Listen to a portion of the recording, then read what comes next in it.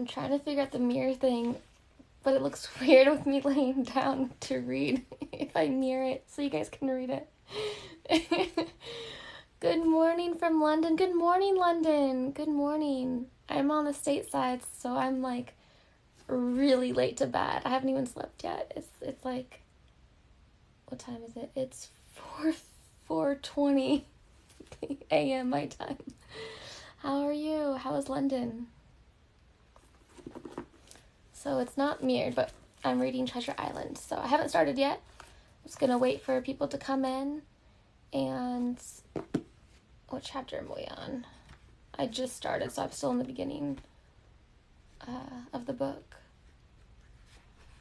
Chapter 5. We're gonna start in chapter 5. Perfect timing, right? Exactly. Oh, Matthew! What was that? Coffee? Whipped coffee?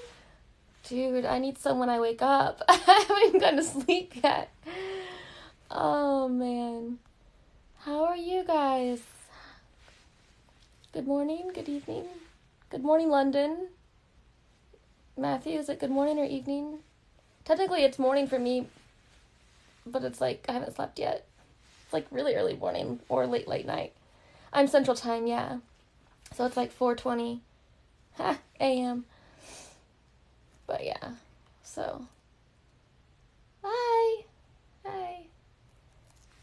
Welcome, everybody. I've missed the last few days because I've been way too tired by the time I got... This is your absolute favorite book? Really? Oh my gosh, how exciting. I'm so glad. I'm in chapter 5, so I'm still technically in the beginning of the book, so haven't been too late to it. Hey, I know, like, the reason I'm reading this book is because there was a few people that was in my last book that I was reading, Ray Bradbury's The Illustrated Man, who requested this book because it was their favorite. So I believe it. Oh, dang, I got a lot of people already. Hopefully they stick around. I haven't seen that book in a long time, right? Yeah. So, gonna be reading, our next chapter that we're reading is chapter 5. So we just began. Worry About Yourself, my guy. I love that book. Right? Yeah, exactly. Let's just hope they're just being sarcastic. You've never read it before. I've read it before. I just am reading it to everybody else here, especially there's a lot of people that say, like, they really enjoy being read to, they've never been read to before, or, like, you know, they have trouble reading, or they've never read books themselves, and so it's just kind of an opportunity to have the classic books read to them so they can understand what they are. I've never read it, but I've heard of it. Yeah, so perfect for you. Like, I can read it and you can kind of, like, understand what it's about. Beloved Muppet Treasure Island and Treasure Planet. Honestly, I think that's the first time I've, like, heard the full story was Muppet Treasure Island. Your voice is the book. Oh, thank you. All right, let's get started before too many people get bored. This is for the reading. Good morning, Charles. How are you on this wonderful morning that I haven't gone to sleep yet? Okay, as usual, we're in chapter 5, so it's not too far in of Treasure Island. And I used to read my kids Charlie and the Chocolate Factory. Oh, that's amazing. That's so good. So this is the last of the blind man. So as usual, I'll read like a bunch of paragraphs until there's like a decent break, and then like I'll check in on you guys. And in every chapter so far in this book, there's a picture, an illustration, so I'll show that to you too. Let me go catch up here. Okay. All right, I'll start. My curiosity, in a sense, was, you know what? I think I'm going to get in the habit of reading the last paragraph in the last chapter.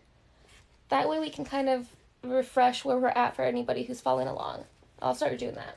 Okay, so this is the last chapter of the last paragraph of the previous chapter. My dear, said my mother suddenly, take the money and run on. I am going to faint. This was certainly the end for both of us, I thought. How I cursed the cowardice of the neighbors. how I blamed my poor mother for her honesty and her greed, for her past foolhardiness and present weakness. We were just at the little bridge, by good fortune, and I helped her, tottering as she was, to the edge of the bank, where, sure enough, she gave a sigh and fell on my shoulder. I do not know how I found the strength to do it all, and I am afraid it was roughly done, but I managed to drag her down the bank and a little way under the arch. Farther I could not move her, for the bridge was too low to let me do more than crawl below it. So there we had to stay, my mother almost entirely exposed and both of us within earshot of the inn. Chapter 5. The Last of the Blind Man. My curiosity, in a sense, was stronger than my fear, for I could not remain where I was, but crept back to the bank again, whence, sheltering my head behind a bush of broom, I might command the road before our door. I was scarcely in position ere my enemies began to arrive, 7 or 8 of them, running hard, their feet beating out of time along the road, and the man with the lantern some paces in front. 3 men ran together, hand in hand, and I made out, even through the mist, that the middle man of this trio was the blind beggar. The next moment his voice showed me that I was right. "Down with the door," he cried. "Aye, aye, sir," answered 2 of 3, and a rush was made upon the Admiral Benbow. I don't know how to pronounce that, so I'm just going to say Benbow. Oh, thank you, Joe, for the flowers. So, hello guys, we're reading Treasure Island. I just started the beginning of the 5th chapter. Benbow. It's probably Benbow. I might sometimes say Benbow and sometimes say Benbow, just to be clear. The lantern bearer following. That was my cat. He's a little feisty right now. Yeah, it's my Apple Watch. It's the one I have to have it for all like my health stats to keep track of my vitals. Okay. Keto, come here. All right. Aye, aye, sir, answered 2 or 3, and a rush was made upon the Admiral Benbow, the lantern-bearer following, and then I could see them pause, and hear speeches passed in a lower key, as if they were surprised to find the door open. But the pause was brief, for the blind man again issued his commands. His voice sounded louder and higher, as if he were afire with eagerness and rage. In, he shouted, and cursed them for the delay. 4 or 5 of them obeyed at once, 2 remaining at the road with the formidable beggar. There was a pause, then a cry of surprise, and then a voice shouting from the house, "Bill's dead!" But the blind man swore at them again for their delay. "Search him, some of you shirking lubbers, and the rest of you aloft and get the chest," he cried. I could hear their feet rattling up our old stairs, so that the house must have shook with it. Promptly afterwards, fresh sounds of astonishment arose. The window of the captain's room was thrown open with a slam and a jingle of broken glass, and a man leaned out into the moonlight, head and shoulders, and addressed the blind beggar standing on the road below him. "Pew," he cried, "they've been before us. Someone's turned the chest out of flow and aloft." "Is it there?" roared Pew. "The money's there." The blind man cursed the money. "Flint's fist, I mean," he cried. "We don't see it nohow," returned the man. "Here, you below there, is it on Bill?" cried the blind man again. At that, another fellow, probably him who had remained below to search the captain's body, came to the door of the inn. "Bill's been overhauled already," said he. "Nothing left. It's these people of the inn. It's that boy." "I wish I had put his eyes out," cried the blind man Pew. "They were here no time ago. They had the door bolted when I tried it. Scatter, lads, and find 'em." "Sure enough, they left their glim here," said the fellow from the window. Scatter and find 'em. Rout the house out," reiterated Pew, striking with his stick upon the road. Then there followed a great to-do through all our old inn, heavy feet pounding to and fro, furniture thrown over, doors kicked in, until the very rocks re-echoed, and the men came out again, one after another, on the road, and declared that we were nowhere to be found. And just then the same whistle that had alarmed my mother and myself over the dead captain's money was once more clearly audible through the night, but this time twice repeated. I had thought it to be the blind man's trumpet, so to speak, summoning his crew to the assault, but I now found that it was a signal from the hillside toward the hamlet, and from its effect upon the buccaneers, a signal to warn them of approaching danger. "There's Dirk again," said one. "Twice. We'll have to budge, mates." "Budge, you skulk," cried Pew. "Dirk was a fool and a coward from the first. You wouldn't mind him. They must be close by. They can't be far. You have your hands on it. Scatter and look for them, dogs." "Oh, shiver me soul," he cried. "If I had eyes." This appeal seemed to produce some effect, for two of the fellows began to look here and there among the lumber, but half-heartedly, I thought, and with half an eye to their own danger all the time. The rest stood irresolute on the road, and the blind men cursed them. "You have your hands on thousands, you fools, and you hang a leg. You'd be as rich as kings if you could find it, and you know it's here, and you stand there malingering. There wasn't one of you dared face Bill, and I did it, a blind man. And I'm to lose my chance through you. I'm to be poor, crawling beggar, sponging for rum, when I might be rolling in a coach. If you had the pluck of a weevil in a biscuit, you would catch them still." That's a term. "Hang it, Pew, we've got the doubloons," grumbled one. "They might have hid the blessed thing," said another. "Take the Georges, Pew, and don't stand here squalling." Squalling was the word for it. Pew's anger rose so high at these objections till at last, his passion completely taking the upper hand, he struck at them right and left in his blindness, and his stick sounded heavily on more than one. These, in their turn, cursed back at the blind miscreant, threatened him in a horrid term, and tried in vain to catch the stick and wrest it from his grasp. This quarrel was the saving of us, for while it was still raging, another sound came from the top of the hill on the side of the hamlet, the tramp of horses galloping. Almost at the same time a pistol shot, flash and report came from the hedge side, and that was plainly the last signal of danger, for the buccaneers turned at once and ran, separated in every direction, one seaward along the cove, one slant across the hill, and so on, so that in half a minute not a sign of them remained but Pew. Him they had deserted, whether in sheer panic or out of revenge for his ill words and blows, I know not. But there he remained behind, tapping up and down the road in a frenzy, and groping and calling for his comrades. Finally he took the wrong turn and ran a few steps past me, toward the hamlet, crying, "Johnny, Black Dog, Dirk," and other names. "You won't leave old Pew, mates, not old Pew." And this is the picture of him attacking them.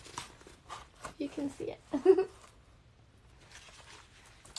Yes, he once again brought snacks. Oh, snacks! Thank you!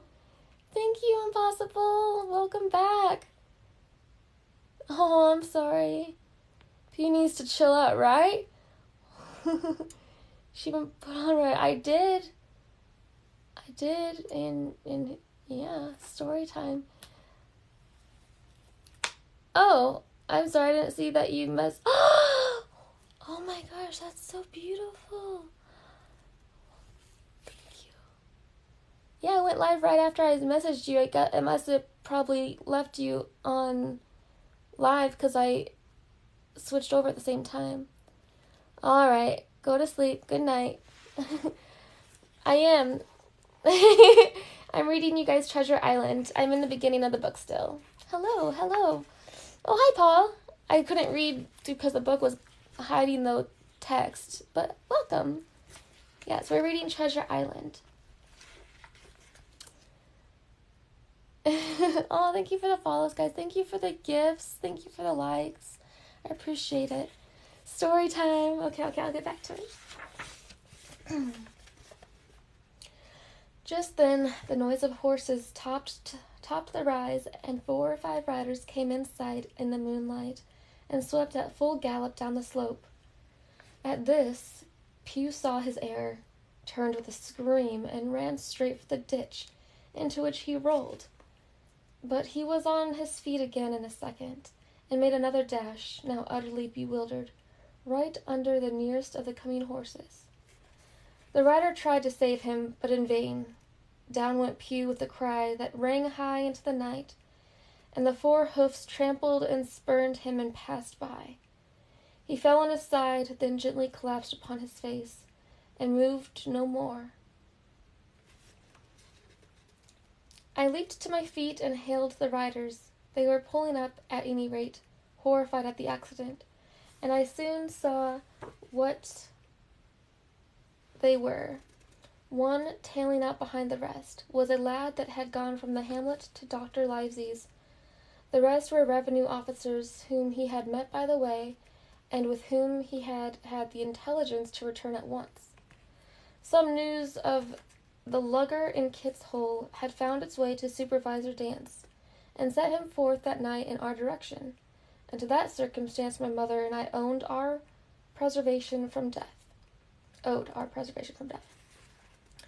Pew was dead, stone dead. As for my mother, when we had carried her up to the hamlet, a little cold water and salts that soon brought her back again, and she was none the worse for her terror, though she still continued to deplore the balance of the money. In the meantime, the supervisor rode on, as fast as he could, to Kit's Hole, but his men had to dismount and grope down the dingle, leading and sometimes supporting their horses, and in continual fear of ambushes. So it was no great matter for surprise that when they got down to the hole, the lugger was already under way, though still close in. He hailed her, a voice replied, telling him to keep out of the moonlight, or he would get some lead in him, and at the same time a bullet whistled close by his arm. Soon after, the lugger doubled the point and disappeared. Mr. Dance stood there, as he said, like a fish out of water, and all he could do was to dispatch a man to warn the cutter. And that, he said, is just about as good as nothing. They've got off clean, and there's an end. Only, he added, I'm glad I trod on Master Pew's corns, for by this time he had heard my story. I went back with him to the Admiral Benbow, and you cannot imagine a house in such a state of smash. The very clock had been thrown down by these fellows in their furious hunt after my mother and myself, and though nothing had actually been taken away except the captain's money bag and a little silver from the till, I could see at once that we were ruined. Mr. Dance could make nothing of the scene. They got the money, you say? Well then, Hawkins, what in fortune are they after? More money, I suppose? No, sir, not money, I think, replied I. In fact, sir, I believe I have the thing in my breast pocket, and to tell you the truth, I should like to get it put in safety. To be sure, boy, quite sure, he said. I'll take it, if you like. I thought perhaps Dr. Livesey, I began. Perfectly right, he interrupted very cheerily. Perfectly right, a gentleman and a magistrate. And now I come to think of it, I might as well ride around there myself and report to him or Squire. Master Pew's dead. When all's done, not that I regret it, but he's dead, you see, and people will make it out against an officer of His Majesty's revenue, if make it out they can. Now, I tell you, Hawkins, if you like, I'll take you along. I thanked him heartily for the offer, and we walked back to the hamlet where the horses were. By the time I had told Mother of my purpose, they were all in the saddle. Dogger, said Mr. Dance, you have a good horse. take up this lad behind you." As soon as I was mounted, holding on to Dogger's belt, the supervisor gave the word, and the party struck out at a bouncing trot onto the road to Dr. Livesey's house. That's the end of chapter 5. So, hello, welcome. Oh no, it's a good thing I just said the chapter. I lost it. We're reading Treasure Island. How are you? Oh, thank you for the follows. I guess so. I think so. It says 3.2 thousand likes already. Very nice. Oh, thank you. Oh, it's on my cheek. Honey, when you're blind. Right? I know. It is hard. That's why I struggle sometimes with the words. Because I technically should have my glasses on. And also the lighting. But, yeah. It also, is I'm not comfortable to wear my glasses laying down. Yeah, these chapters are pretty short. Don't worry. We're going to do the next chapter. Okay. I usually do 2 in this book because they're so short. So, no worries. Alright. Chapter 6. The Captain's Papers. We rode hard all the way, till we drew up before Dr. Livesey's door. The house was all dark to the front. Mr. Dance told me to jump down and knock, and Dogger gave me a stirrup to descend by. The door was opened almost at once by the maid. "Is Dr. Livesey in?" I asked. "No," she said. "He had come home in the afternoon, but had gone up to the hall to dine, and pass the evening with the squire." "So there we go, boys," said Mr. Dance. This time, as the distance was short, it did not mount, but ran with Dogger's stirrup leather to the lodge gates, and up the long, leafless, moonlit avenue, to where the white inn of the hall buildings looked on great old gardens. Here Mr. Dance dismounted, and, taking me along with him, was admitted at a word into the house.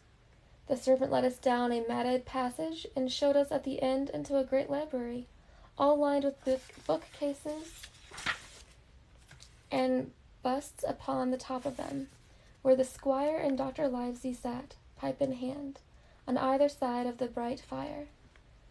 I had never seen the squire so near at hand. He was a tall man, over 6 feet high, and broad in proportion, and he had a bluff, rough, and ruddy face, all roughened and reddened and lined in his long travels. His eyebrows were very black and moved readily, and this gave him a look of some temper, not bad, you would say, but quick and high. "Come in, Mr. Dance," says he, very stately and condescending. "Good evening, Dance," says the doctor, with a nod. "And good evening to you, friend Jim. What brings you here?"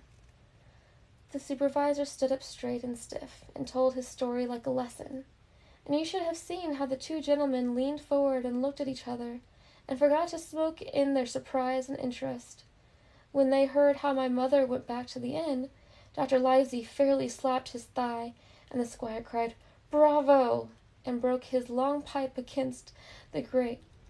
Long before it was done, Dr. Trelawney, that, you will remember, was the squire's name, had got up from his seat, and was striding about the room, and the doctor, as if to hear the better, had taken off his powdered wig, and sat there, looking very strange with his eyes close-cropped, black poll. "Mr. Dance," said the squire, "you are a very noble fellow, and as for riding down that black, atrocious miscreant, I regard it as an act of virtue, sir, like stamping on a cockroach. This lad Hawkins the trump, I perceive. Hawkins, will you ring that bell? Mr. Dance must have some ale." "And so, Jim," said the doctor, "you have the thing that they were after, have you?" "Here it is, sir," said I, and gave him the oilskin packet. The doctor looked it all over, as if his fingers were itching to open it, but, instead of doing that, he put it quietly in the pocket of his coat. "Squire," said he, "when Dance has had his ale, he must of course be off on his Majesty's service. But I mean to keep Jim Hawkins here to sleep at my house, and, with your permission, I propose we should have up the cold pie and let him sup. As you will, Livesey, said the squire. Hawkins has earned better than cold pie. So big pigeon pie was brought in and put on a side table, and I made a hearty supper, for I was as hungry as a hawk, while Mr. Dance was complimented and at last dismissed. And now, squire, said the doctor. And now, Livesey, said the squire in the same breath. One at a time, laughed Dr. Livesey. You have heard of this Flint, I suppose? Heard of him? Cried the squire. Heard of him, you say? He was the bloodthirstiest buccaneer that sailed. Blackbeard was a child to Flint. The Spaniards were so prodigiously afraid of him that, I tell you, sir, I was sometimes proud he was an Englishman. I've seen his topsails with these eyes off Trinidad, and the cowardly son of a rum puncheon that I sailed with put back, sir, into port of Spain. Well, I've heard of him myself in England, said the doctor, but the point is, had he money? Money, cried the squire. Have you heard the story? What were these villains after but money? What do they care for but money? For what would they risk their rascal carcasses but money? That we shall soon know, replied the doctor. But you are so confoundedly hot-headed and exclamatory that I cannot get a word in. What I want to know is this. Supposing that I have here in my pocket some clue to where Flint buried his treasure, will that treasure amount to much? Amount, sir? Cried the squire. It will amount to this. If we have the clue you talk about, I'll fit out a ship in Bristol dock and take you and Hawkins here along, and I'll have that treasure if I search a year. Very well, said the doctor. Now then, if Jim is agreeable, we'll open the packet. And he laid it up before him on the table. The bundle was sewn together, and the doctor had to get out his instrument case and cut the stitches with his medical scissors. It contained two things, a book and a sealed paper. First of all, we'll try the book, observed the doctor. The squire and I both peering over his shoulder as he opened it, for Dr. Livesey had kindly motioned me to come round from the side table where I had been eating. Oh gosh, I have to take a break. My eyes are so dry right now. Fair enough. Bedtime story. Hang on, I've had 9 hours sleep and I'm walking up to you still alive and now reading. Well, hi. Hi, Adam. Yeah, I haven't slept yet. Lighters, thank you. Thank you.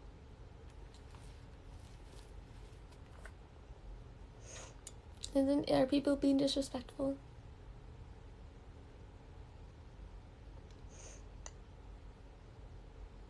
I do go to Renaissance fairs. Yes.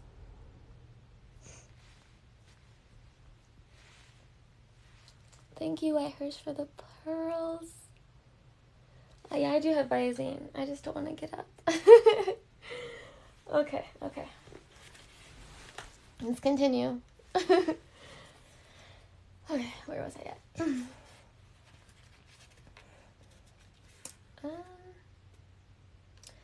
First of all, it contained two things, a book and a sealed paper. First of all, we'll try the book, observed the doctor. The squire and I were both peering over his shoulder as he opened it, for Dr. Livesey had kindly motioned me to come round from the side table where I had been eating, to enjoy the sport of the search. On the first page there were only some scraps of writing, such as a man with a pen in his hand might make for idleness or practice. One was the same as the tattoo mark, Billy Bones, his fancy. Then there was Mr. W. Bones, mate. No more rum. Off Palm Key, he got it. And some other snatches, mostly single words and unintelligible. I could not help wondering who it was that had got it. in what it was that he got. A knife in the back as like as not. Not much instruction there, said Dr. Livesey. The next 10 or 12 pages were filled with a curious series of entries. There was a date at one end of the line, and at the other a sum of money, as in common account books, but instead an explanatory writing, only a varying number of crosses between the two. On the 12th of June, 1745, for the instance, a sum of £70 had plainly become due to someone, and there was nothing but 6 crosses to explain the cause. In a few cases, to be sure, the name of a place would be added as off Caracas, or a mere entry of latitude and longitude as 62, 17, 20, 19, 2, 40.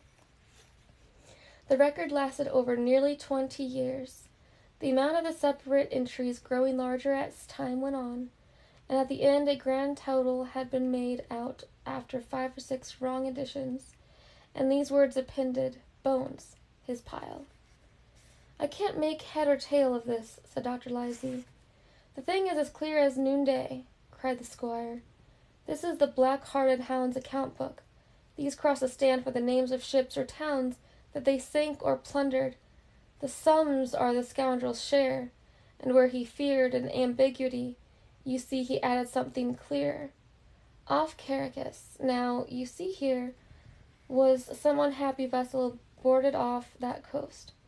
God help the poor souls that manned her. Quarrel long ago. Right, said the doctor. See what it is to be a traveler, right. And the amounts increased, you see, as he rose in rank. There was little else in the volume but a few bearings of places noted in the blank leaves, and a table for reducing French, English, and Spanish moneys to a common value. Thrifty man, cried the doctor. He wasn't the one to be cheated. And now, said the squire, for the other. The paper had been sealed in several places with a thimble by way of seal. The very thimble, perhaps, that I had found in the captain's pocket.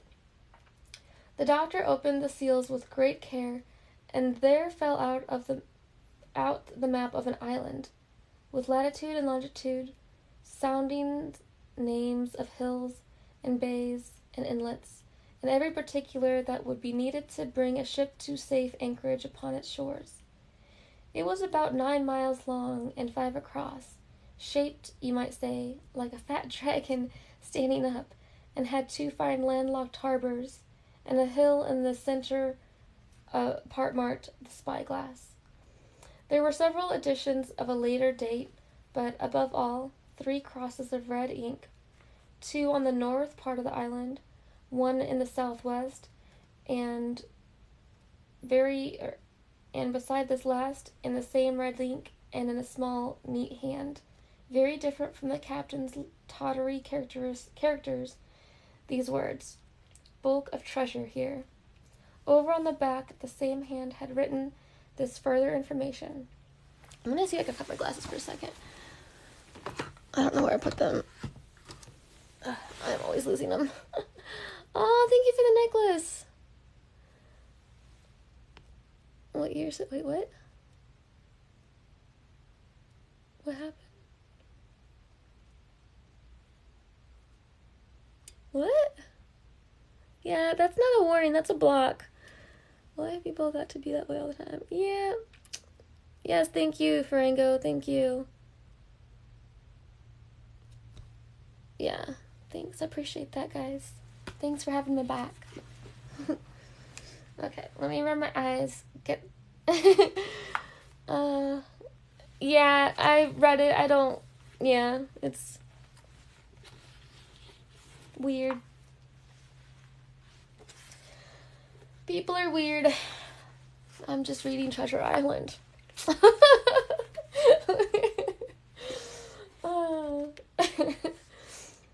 Alright. Tall tree, spyglass shoulder, varying a point to the N of NNE. Skeleton Island, ESE, and by E. 10 feet. The bar silver is in the north cache.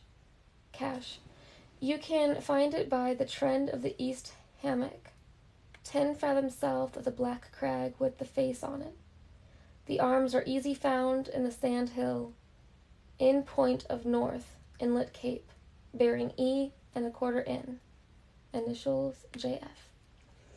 That was all, but brief as it was, and to me incomprehensible, it filled the squire and Dr. Livesey with delight. Livesey, said the squire, will you give up this wretched practice at once? Tomorrow I start for Bristol. In 3 weeks' time, 3 weeks, 2 weeks, 10 days, we'll have the best ship, sir, and the choicest crew in England. Real quick, the image of them reading it. Oh, thank you for the follows. Slaying it. Thank you. Alright. Hawkins shall come as cabin boy. You'll make a famous cabin boy, Hawkins. You, Livesey, are ship's doctor. I am admiral. We'll take Rudrith, Joyce, and Hunter. We'll have favorable winds, a quick passage, and not the least difficulty in finding the spot and money to eat, to roll in, to play duck and drake with ever after. Trelawney, said the doctor, I'll go with you, and I'll go bail for it. So will Jim, and be a credit to the undertaking. There's only one man I'm afraid of. And who's that? Cried the squire. Name the dog, sir. You, replied the doctor, for you cannot hold your tongue. You are not the only men. We are not the only men who know of this paper. These fellows who attacked the inn tonight, bold, desperate blades, for sure, and the rest who stayed aboard that lugger, and more, I dare say, not far off, are, one and all, through thick and thin, bound that they'll get that money. We must none of us go alone till we get to sea. Jim and I shall stick together in the meanwhile. You'll take Joyce and Hunter when you ride to Bristol, and from first to last, not one of us must breathe a word of what we found. Livesey, required the squire, you are always in the right of it. I'll be as silent as the grave. And that's the end of part 1. And I'm so past exhausted. I should probably stop there. Let me get... I don't know. Oh, there it is. Cool. Alright, and that has been Chapter 6 of Treasure Island. I need a drink of water.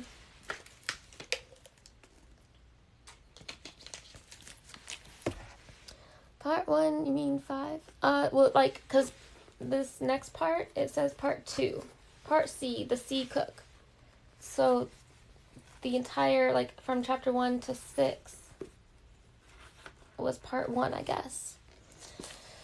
So, yeah.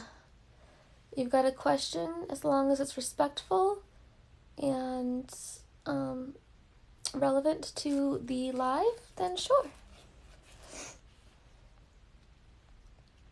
Thank you all. Oh, thank you, thank you.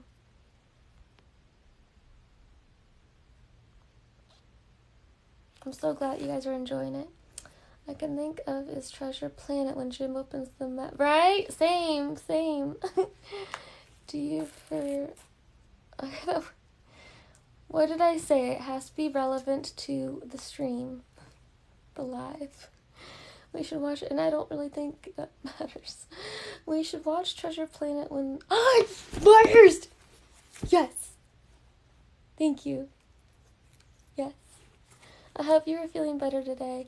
Yeah, I'm about the same. I've been pushing myself a little bit more. I have yet to, I guess it's the weekend, so Monday I'm gonna, like, try to get the iron infusion initiated, because that's gonna be the first thing. I'm wearing a lot for sleeping. Why are we judging what I'm wearing for sleeping? Is your name... That's hilarious. Aw, thank you. On a scale from 1 to 10, you're a 9 and I'm... Ha! That's so funny. Clever. Well, thanks guys for hanging out with me, and I hope that you enjoyed the chapters. I clearly need to go to sleep. Have a wonderful night. Oh, thank you. I am in desperate need of some good rest, so I'm gonna do that. And you guys have a wonderful night, morning, and hopefully I'll get enough rest so I can do this again tomorrow night. Hopefully a little earlier, maybe. I'm so glad. Me too. I do too. I enjoy that you guys enjoy it so much. So, alright. Have a good night, everybody. Or morning.